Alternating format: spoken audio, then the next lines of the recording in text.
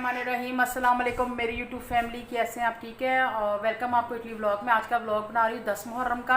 आज इमाम हुसैन अलैहिस्सलाम की शहादत का दिन है और जिस टाइम उनकी शहादत हुई थी तो उस टाइम जो करबला से जो तस्बीह थी करबला की, तो वो उसमें कुछ दाने जो होते हैं वो सुरख हो जाते हैं, बिल्कुल खून की तरह आ जाते हैं। एबर रोड की ज़ियारत है, वहाँ पे ज़ियारत हुई थी तस्बीह की, तो मैंने वहाँ पे स्पेशल वीडियो बनाई है आप लोगों के लिए और आप लोगों के साथ बनाकर मैं शेयर कर रही हूँ। आप लोगों ने वीडियो पूरी देखनी, स्किप नहीं करनी और कमेंट्स बॉक्स में बताना कि आज की वीडियो आपको कैसी लगी है।